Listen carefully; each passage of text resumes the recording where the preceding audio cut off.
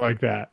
But as long as the IRS never finds out, you're fine. Yeah, exactly. Well, I mean, that's true. that's what it takes. That's They true. with the coyotes, you know, IRS has trained tax coyotes, is what I hear, and they're very dangerous. So Yeah, and you really got to wrap the body parts properly. So, hey guys, it's wild card episode of Keystroke Medium. Thanks for joining us tonight. We are here with Richard Fox and John Delarose.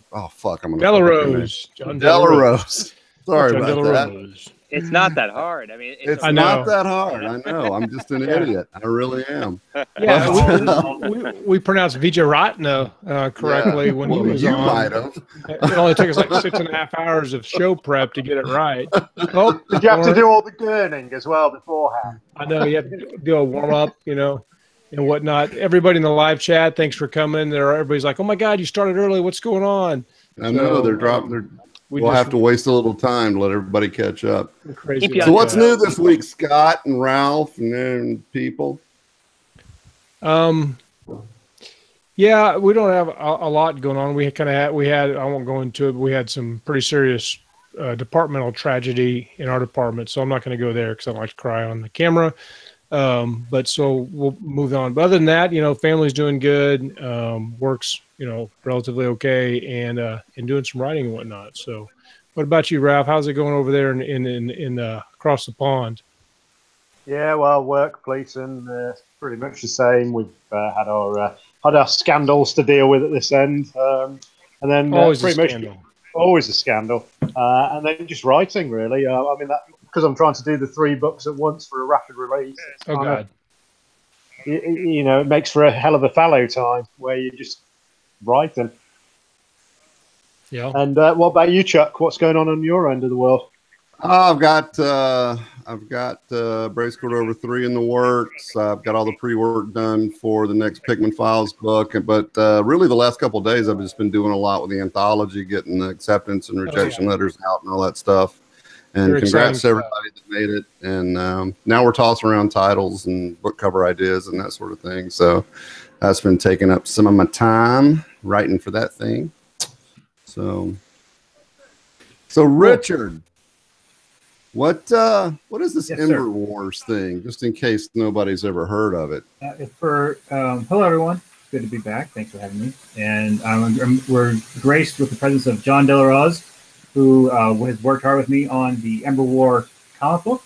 And for those of you who aren't familiar with the Ember War, it is a military science fiction series that involves Earth nearly wiped out by an alien invasion and humanity's last chance to survive in a war that they didn't know was coming and they weren't prepared for at all.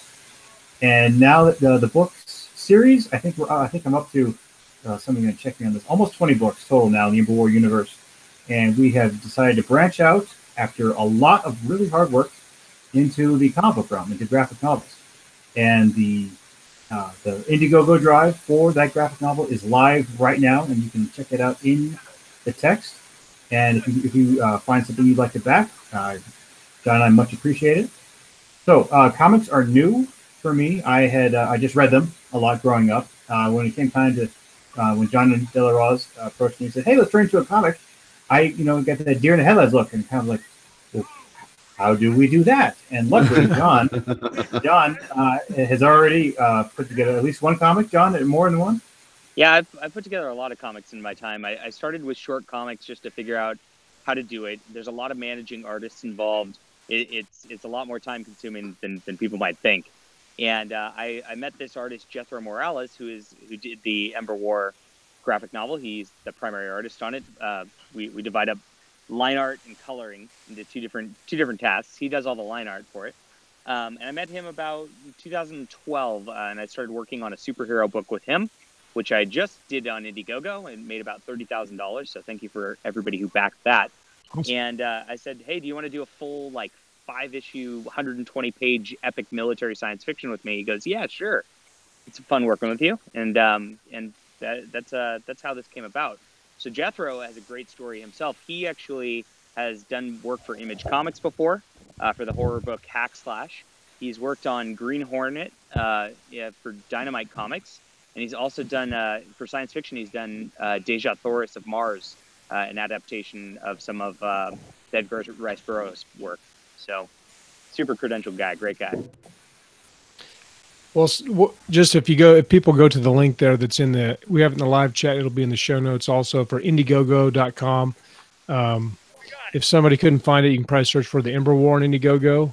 And by the way, I want to say that you got the best camera view and setup. It really there. does. It really does. With the iPhone 10, we can roll around to that and talk about iPhone 10 later. Totally unplanned. Yeah, exactly. But if you go to the Indiegogo site for the Ember War, you can see some of the samples of the artwork. I don't know if I can do a screen share since I'm not the deal there. I thought I could. I tried it earlier. I don't know. We need Josh for that kind of thing. I'm not. There you go. I'm going to share this, and this is my embarrassing. Jesus, man. I know it's ridiculous, right? Right. I know. I have a messy. It's kind of like my office, so I'm trying to make it a little bit bigger. I'm not as technical as Josh, but how many science fiction authors does it take to share a screen? Yeah. Any number as long as one of them's not Scott Moon because he's got no technical thing. So can you see that right there? That's the first page there on the Indiegogo.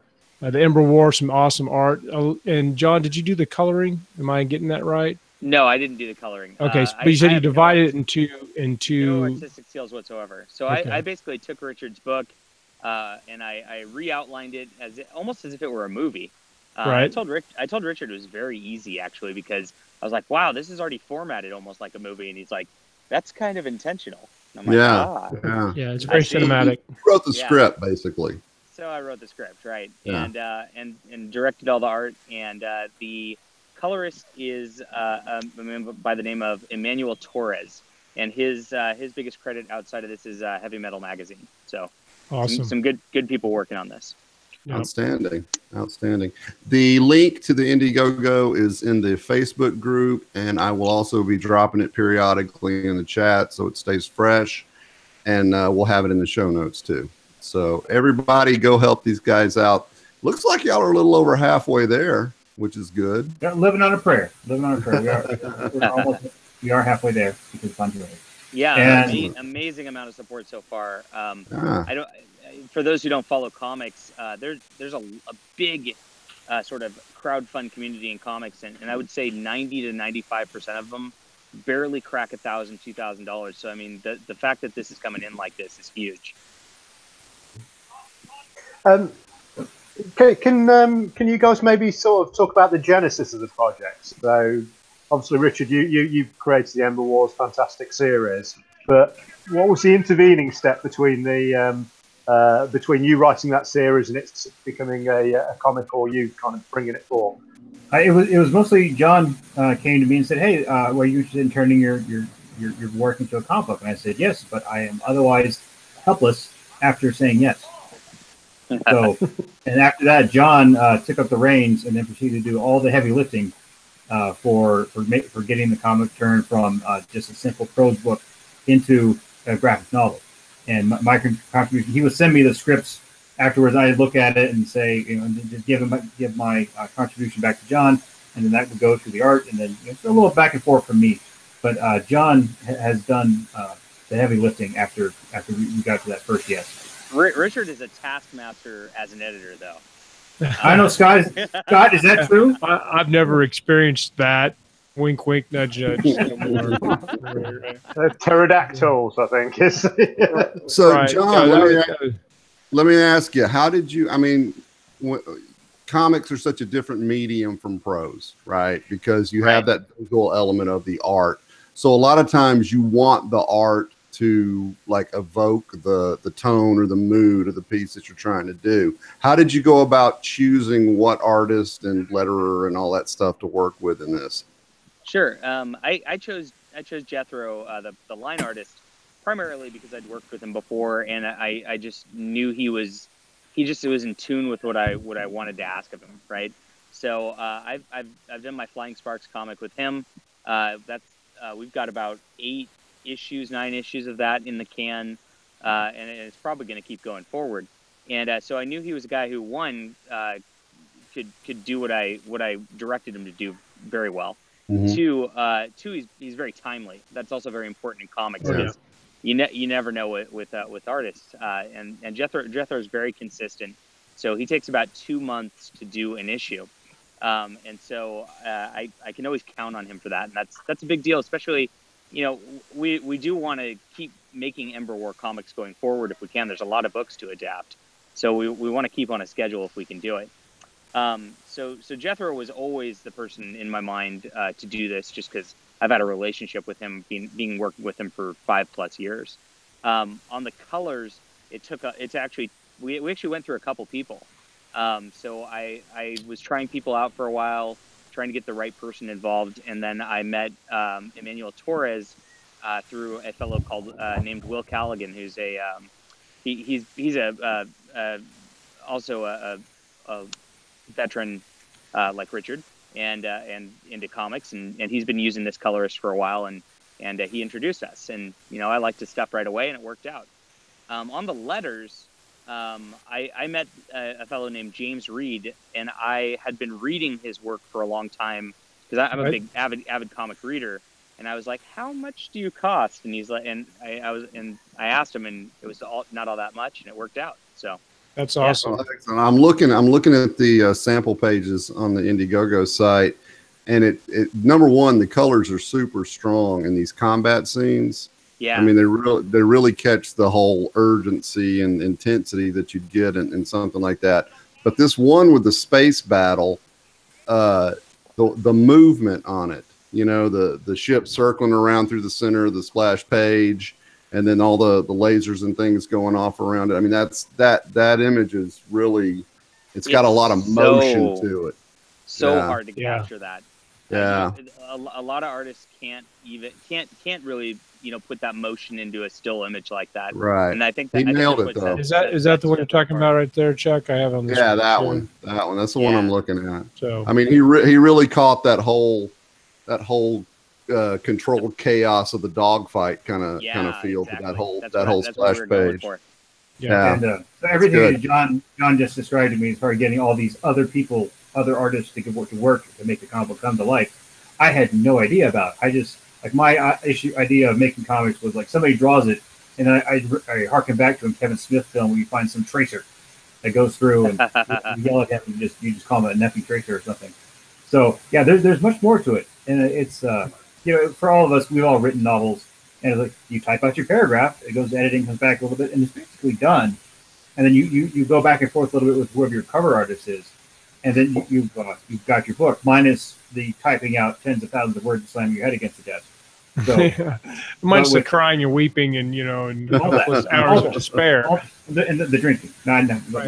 It's a long process. I mean, the stuff that I scripted and got back from Richard on the editing front probably like 3-4 months ago is just starting to come back in now in terms of a finished product. So the delay, and just the other thing you find out is you go through your script, you think you're all good at some point, once you're 3-4 months detached from it, you really see oh, I really need to fix this. And it gives there is a nice window to be able to sort of make things smoother in that way that I think with the Amazon writing train, especially where we just have to crank out book after book after book, we don't often get to redo things, right? A different mindset.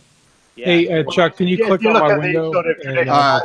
It's up, Scott. If you scroll, they can see some of the other artwork. Okay, yeah, because I'm seeing. Yeah, you're doing fine. Just scroll up and stop on each frame so people can see it.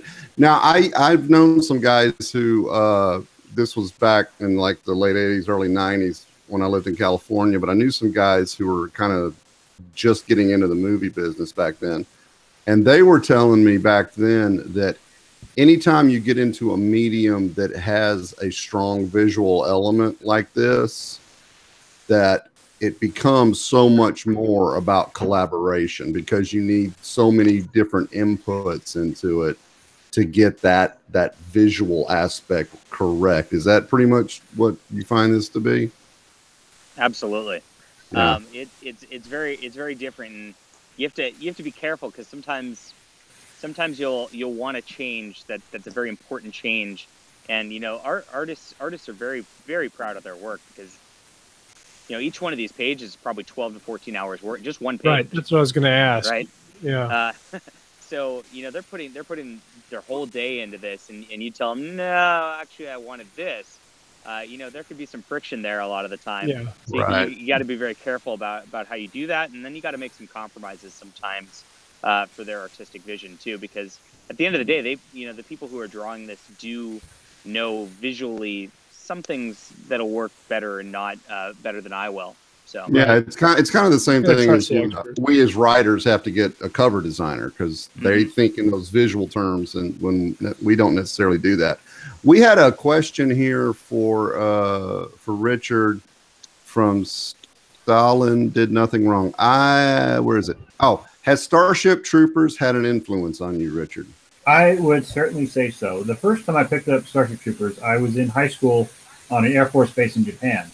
And I was a few weeks out from going to the United States Military Academy for that first summer, which we call Beast, which is kind of like boot camp, but not as hard. So, and I had picked up Starship Troopers at a convenience store, or kind of the 7-Elevens that we have on military bases.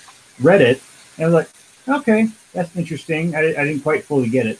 I threw it in my bag that I took to West Point. Then after that first summer, I took the book back out, reread it, and it was like, oh my gosh, this book is completely different now that I've actually been involved in the military, been involved in, trying to understand the martial culture that was the Army.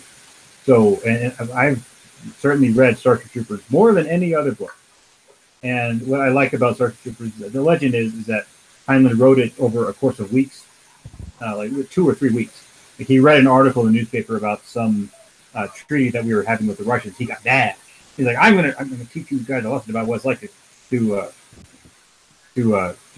agree to anything the communists are doing, because Stalin was doing something wrong. So, and just that he was able to capture that kind of ethos of citizenship and military and survival, and how does humanity react with other species? He made it in weeks. He was like, hold on, done, go print it, and it's like. It's like you hear about something like that. You're like, I wish I could do that.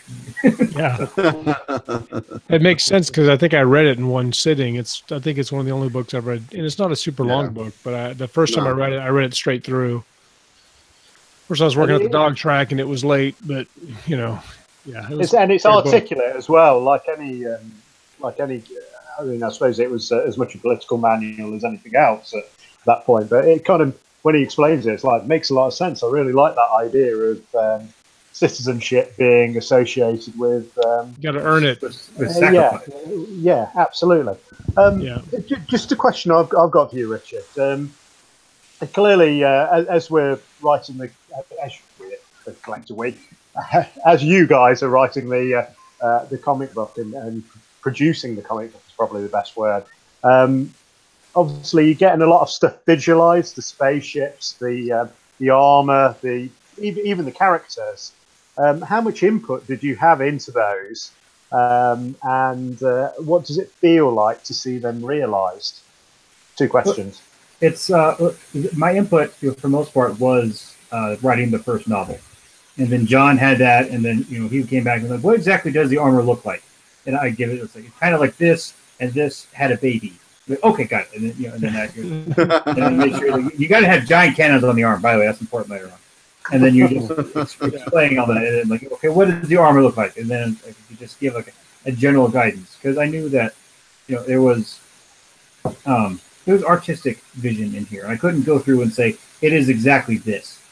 Right. So I knew that I could give that artist make it look like this. Do what you can, and then it would come back. And then I think the armor had the most back and forth out of all of it. Yeah. So, yeah. I think a lot of people pay attention to that too. That's one of the things people latch on to. And the armor are extremely popular and important parts of the entire series, and of course the Terran Armor Corps that comes after the Ember Wars. But yeah, so people love their armor.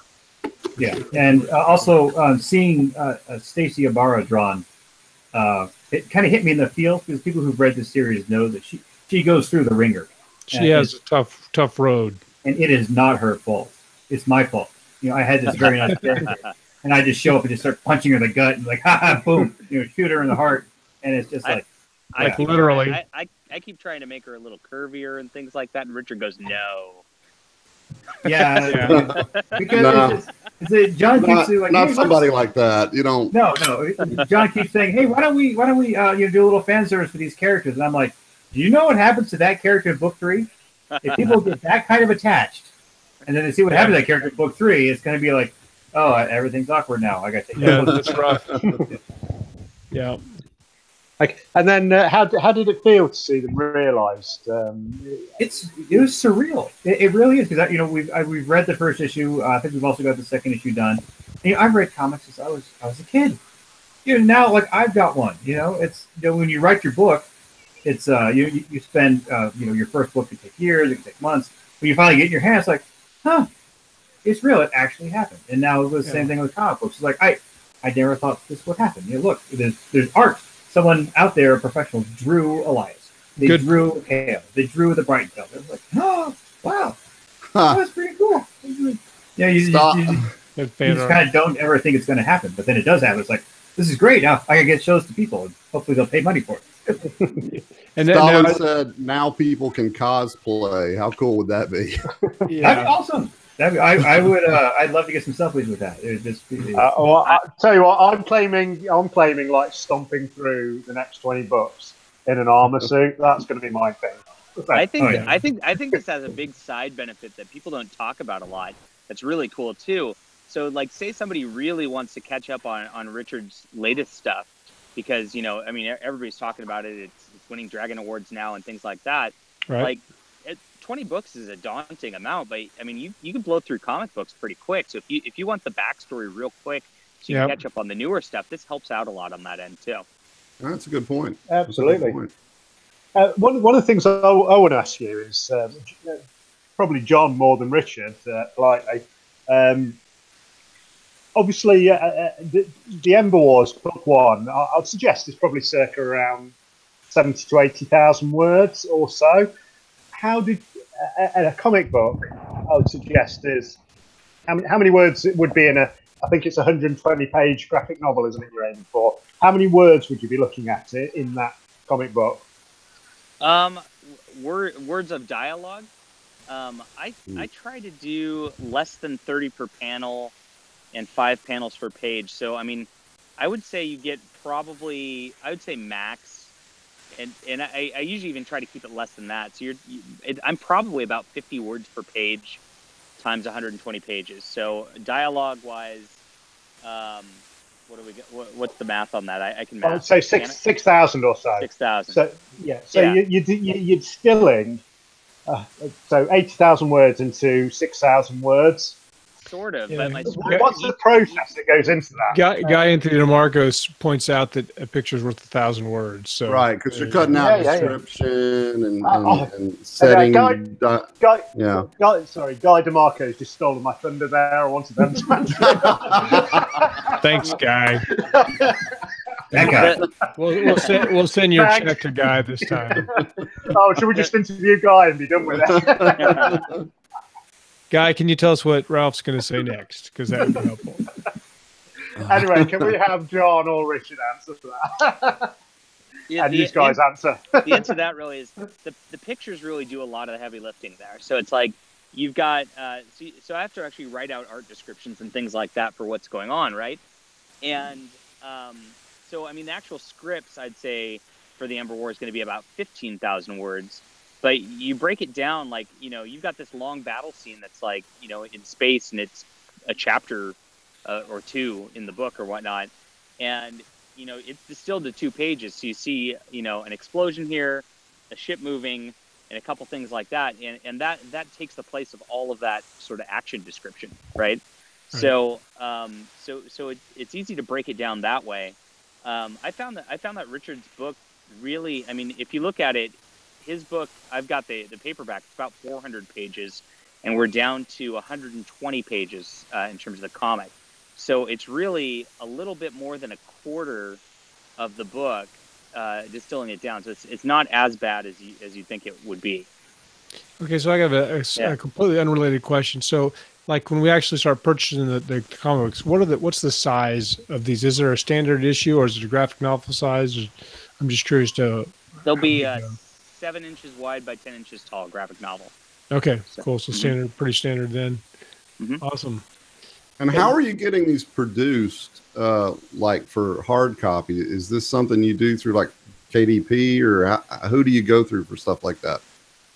We're working with a publisher, Arcaven Comics, who has a deal with Ingram Sparks. Ingram Sparks is used by a lot of people for sort of the print-on-demand stuff. But because we're gonna be doing a run of probably 1,000, 2,000, however many backwards we end up with, we get a little better deal on the printing cost because full color pages for 120 pages is actually very expensive to print. Oh, I can imagine. Especially 1 or 2 copies at a time. So we're really relying on the print run, and Arcaven, because they do so much volume with them, has a nice deal with that too. But that goes into the price. I mean, that's why really this has to be $35 for the book, because those print costs add up real quick. Yep.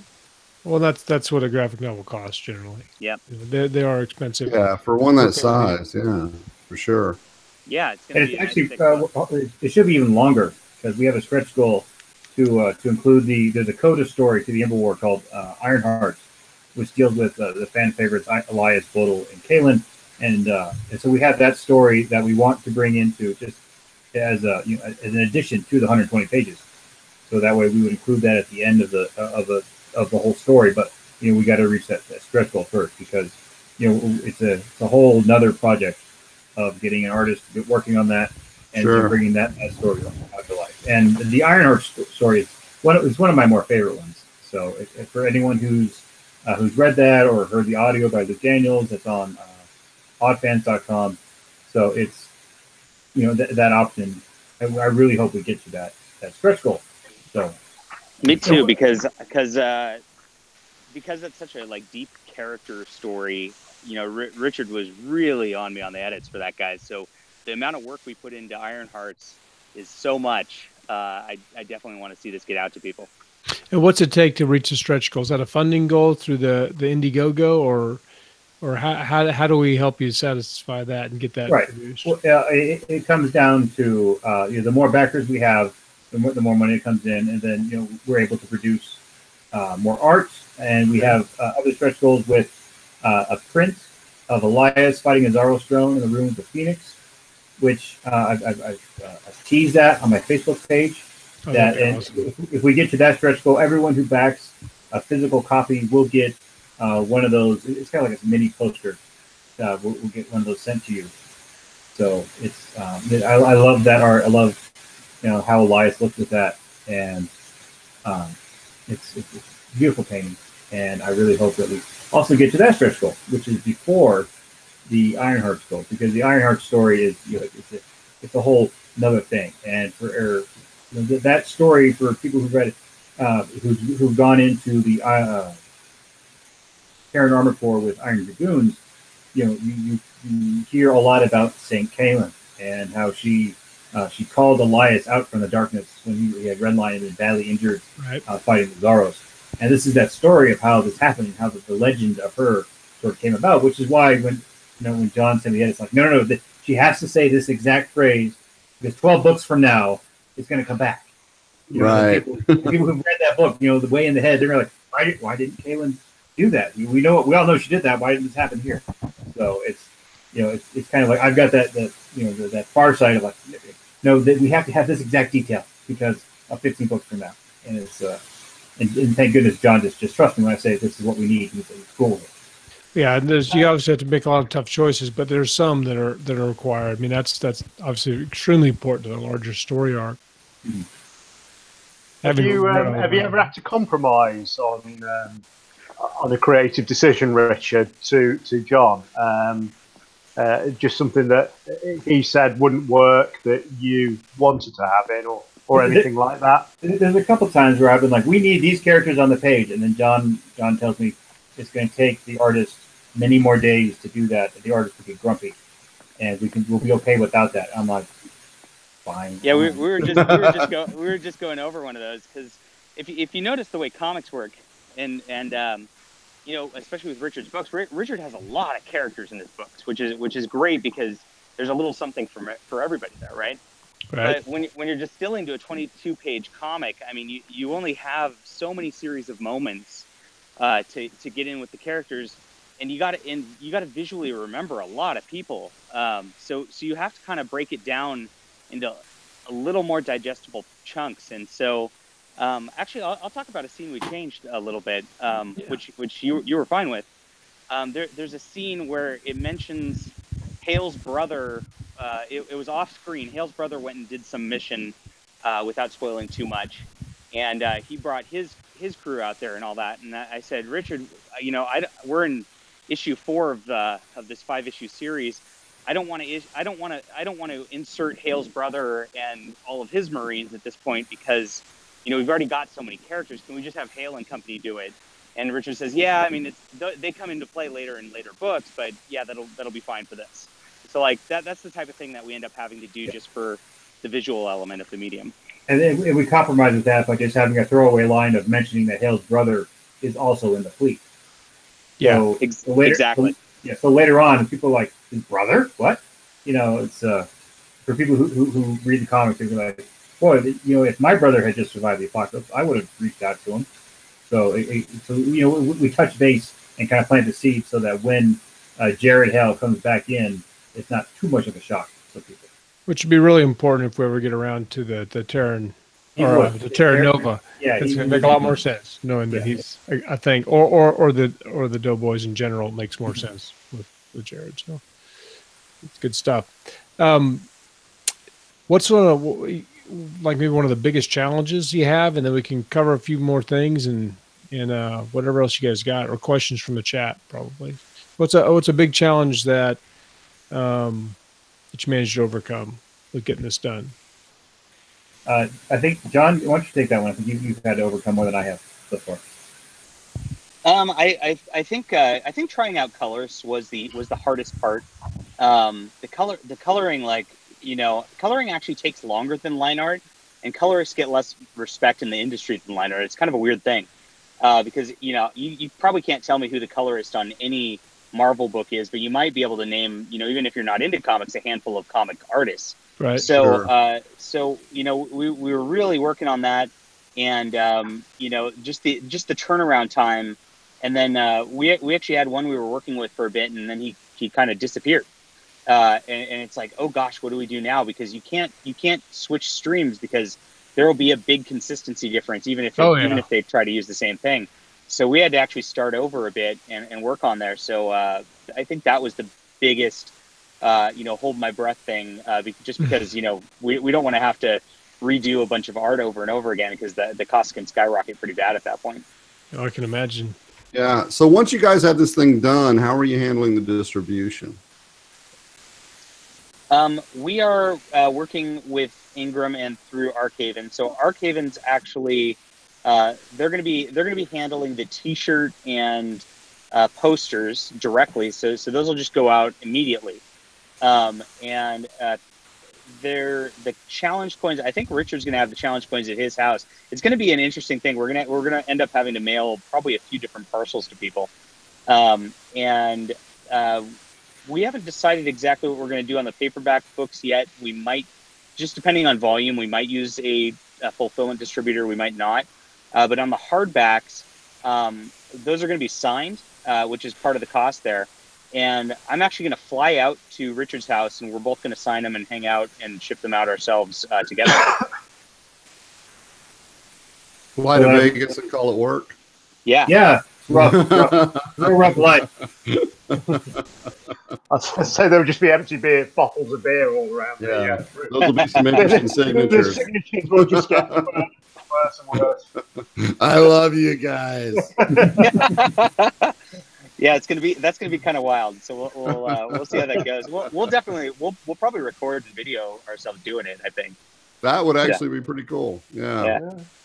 I think that would be worth banging through the XD straight if you want to. Our Facebook group, we like those kind of things. Yeah, sure.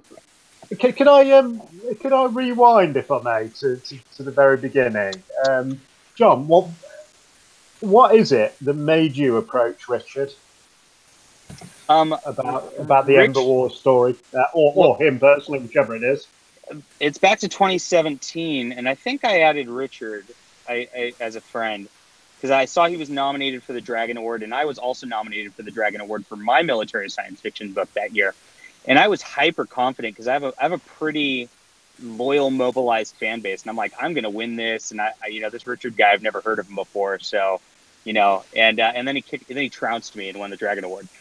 Well, in my defense, I was there, and when they announced my name, I did not believe it. I was because I thought Eric Flint was going to read, because Eric Flint's been writing books for decades. That's right, he was up against us too. Yeah, and I just thought I was going to show up and maybe get to shake Larry Carrera's hand if I got lucky, but no, I ended up winning. I was like, oh wow, okay, that's awesome. All right, yeah. And it was, and I proceeded to give the cringiest.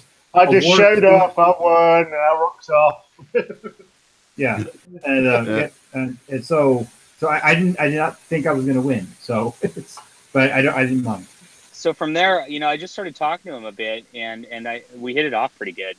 So it turns out we have a lot in common. So that was fun. And I'm like, okay, I'll buy Richard's book and see what it's about. And I read the Ember War. I would say this is about a month after the Dragon Awards. This is September last year, and I was like, wow, this is a really good book. And I told him such. And then 2 months later, I was actively looking for things because I was working with Archaven, and they're like, well, we're gonna be launching this comic company next year, and we're really gonna try to make a run at competing with Marvel and DC and some of these other houses, and we're gonna need a lot of content. So do you have something? And I'm like, well, I can write something real quick. And they're like, well, we want to work with like sort of more of an established property and things like that. So I was thinking about, what do I do? Like, do I want to do, I was toying around with some of the military science fiction stuff since I was in there. And, Richard's name kept coming up in our conversations over and over. And it turned out both of us really loved the Ember War and really saw the cinematic properties of it, me and the guy from Archaven. And so, we then asked him. He was the first person we asked, and he was the first person to accept.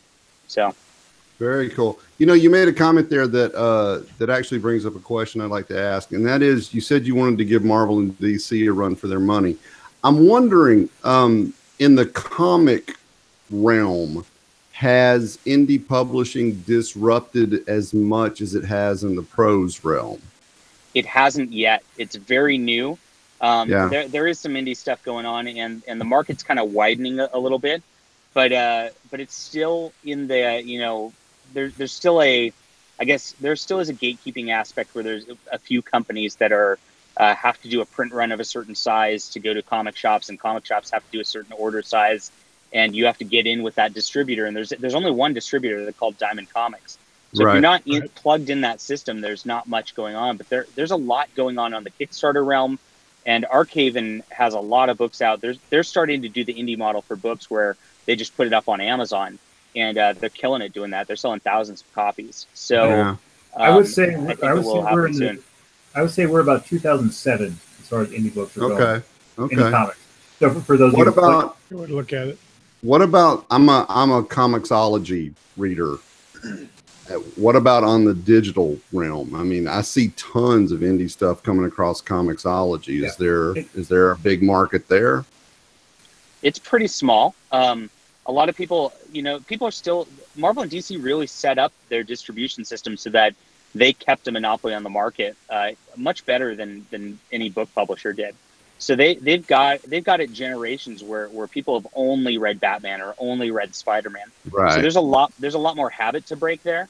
But I think we're starting to get to a phase where it's really finally starting to crack, and part of it's fatigue of the characters, because for a while they had 20 Batman books running or whatever, and it's like you can't even keep up with it, and you can't do much. I remember X-Men in the 90s was like that. There was like 15, 25 freaking X Factor, whatever. So there's a lot of opportunity right now. I think we are in the beginnings of a big sea change there. Cool. That's good. That's excellent. It's cool to be on the front end of something like that. I mean, and scary, probably. Scott, didn't you have something you wanted? Yeah, I wanted to ask Richard, and of course, I have a blatantly selfish ulterior motive for asking this, but what are you working on these days, Richard? Let's see. Let's see. We just published Balder's Hammer, the third book of the Terrence Black Marines book. co-authored with the incredibly talented Scott Moon, and that book is selling very well. And I sent him.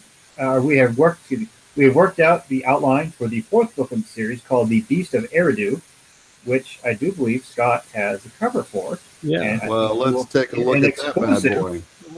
We can only glance at it, apparently. That is badass. I like that a lot. So, yeah, I mean, I love the cover. Did you pull? I mean, I can't see what you've pulled and what you haven't there. I think everybody can see it. Okay, good. Yeah. We can when you keep speaking, so you've got to keep speaking for a little while. Well, I've locked him in. He's fine. There you go.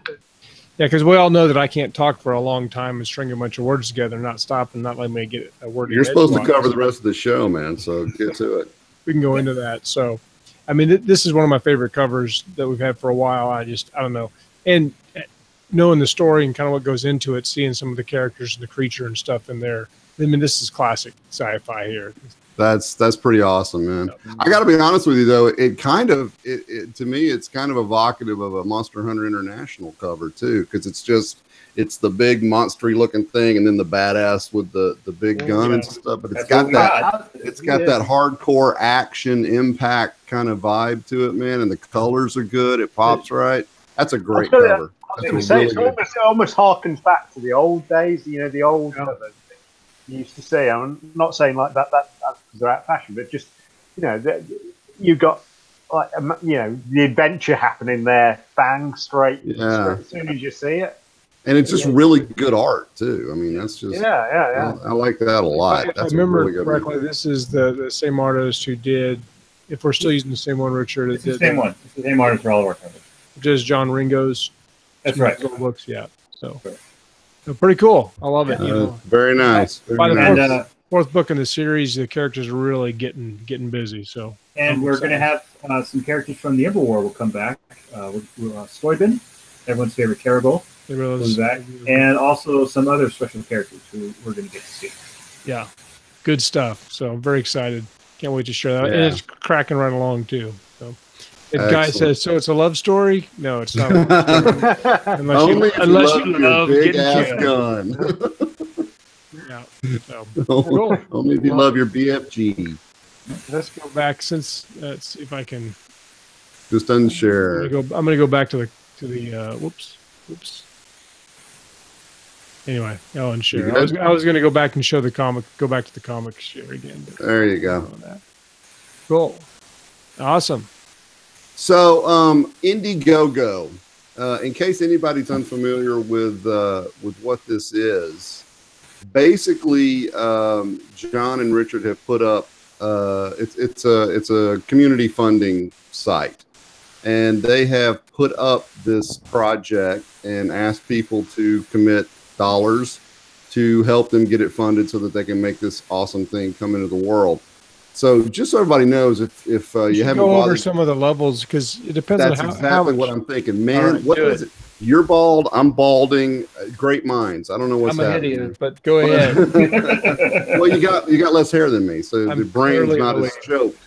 Yeah. So basically, there are levels that you can donate at, and for each level, you get a certain reward. And the levels, I'm going to read off a few of them. I don't know if I'll get through all of them, but like at the $5 level, you back the comic and get the ebook. At the $20 level is the second one. You will get the digital Ember War comic, and they have an estimated delivery time and all that stuff for it. $25, you'll get a cover art T-shirt from Graham Nolan. Also $25, a poster of the cover art. Or a challenge coin. At $35, you'll get the graphic novel soft cover. $75, you'll get a signed graphic novel hardcover. $110, you'll get Valder's Team hardback plus the trade paperback, and then it just keeps going up from there. $150, $500,000, all the way up to $2,500. I'm really curious about what the Standish special package is. Standish special. It does not include any alcohol for those who are familiar with the series. No, Standish Standish special is a lot of the extras of the challenge coin, the T-shirt, the poster. It's just a nice little bundle that you get there. Everyone who backs will get a copy of the Ember War. Uh-oh. Did we lose them? Just for a second. I'm still here. Yeah, we lost you just for a second there. You saying that everybody that backs it gets the Ember War ebook, and so you can read the ebook and then you can do your own prose to art comparison if you're really into that.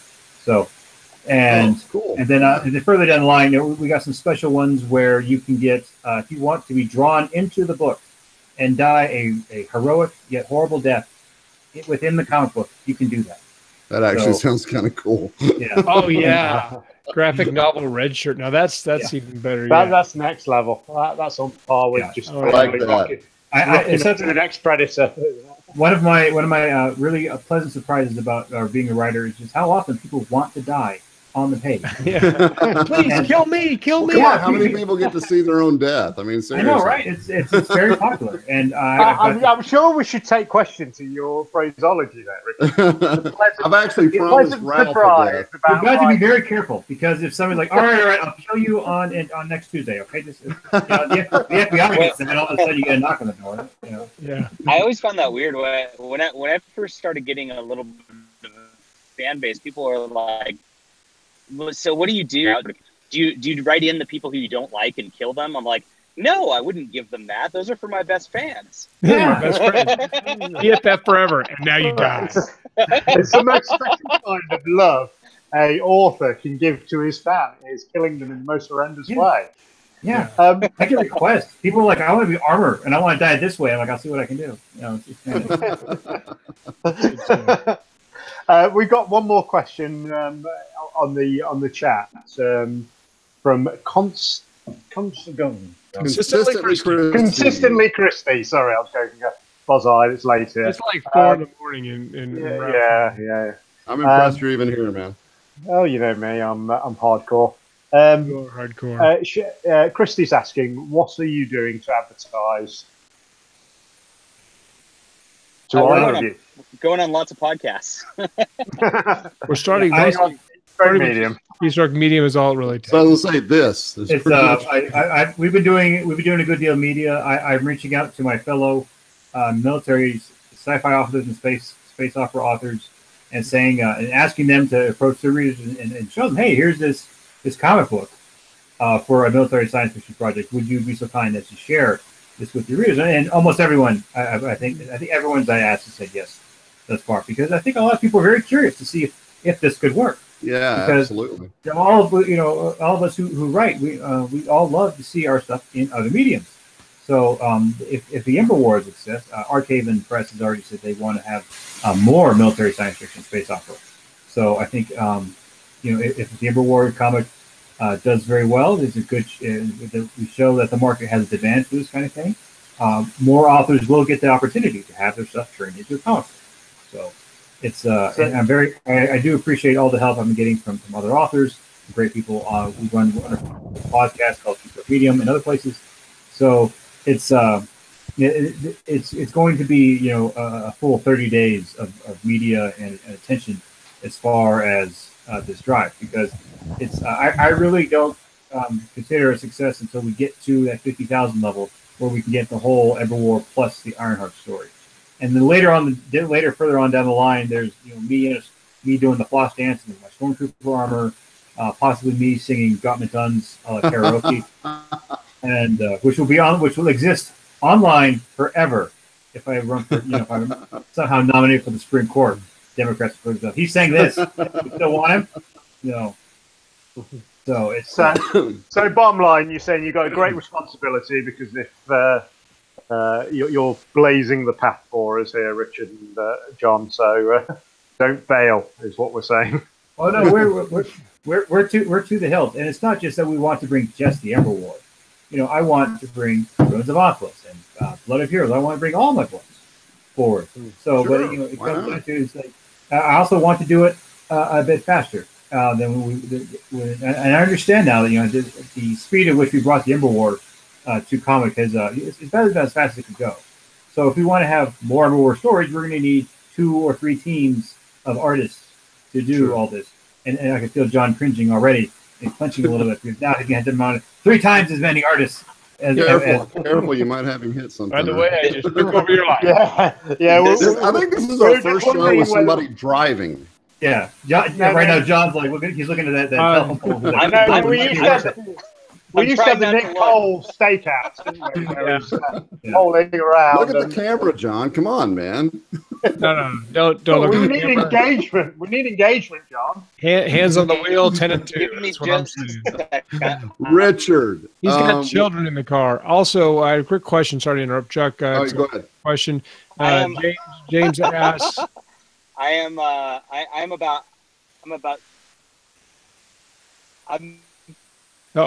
Don't go silent, John. Come He's over. going through a tunnel. So James Johnson wants to know when the next Terra Nova is going to come out on Audible. So I don't know if you're prepared to answer the question. We have to finish the prose novel first, and I just returned a draft to Josh today. So the plan is to get that out published next month at the earliest, and then after that it will go into the queue with Luke Daniels for him to read. And my best guess right now for when Book 3 of Terra Nova Redemption Shadow will hit Audible is spring, late first quarter 2019. That's my best guess. I'm sorry for the wait. Luke Daniels, incredibly talented, incredibly in demand, and these kind of things they just take time. That guy is top notch, no doubt. Yeah. Yep. Cool. I was going to make an Elmo comment there because what's Luke Daniels got a little bit of Elmo versus Soybean dialogue like in our interview we had with him. That was classic stuff. We so need to get him back, don't we? We do need to get him back on here. So I'm just checking the live chat, see if we got any other questions or anything like that. I'm done driving now, so awesome. Thank God. We were worried. We were worried because I'm a huge fan of Smoking the Bandit, and I'm really not going to be out satisfied until you jump a bridge or something. But I do realize you probably got kids in the car, so you can give me a rain check on the Smoking the Bandit bridge jumping scene, or just write it in the comic rather than actually do it. That's how we all stay safe. Mm-hmm. Good deal. All right. Well, I think that's pretty awesome. I'm really excited about the whole comic book project. I love comic books. I've always known they're a huge deal. Years ago, probably 99, I worked a part-time job with a really talented artist. We used to sit there at Denny's and I'd write scripts and he would draw comic stuff, and and I learned really quickly how hard and expensive and difficult that is. So this is a huge project, and I appreciate you guys for leading the way. Maybe we can all follow. Well, I got one final question. What is the biggest difference? I mean, how do you write a comic book script? Because it's not like I've written plays. I've written like stage plays. Screenplay, I think. Yeah, but I mean, you don't like interstage left kind of stuff. How do you do it? Like frame by frame, or how do you do that? Yeah. I don't know if John might answer that question, but I've been reading the script that John's been writing, and let's actually do it differently. There's actually a lot of different methods. A lot of times.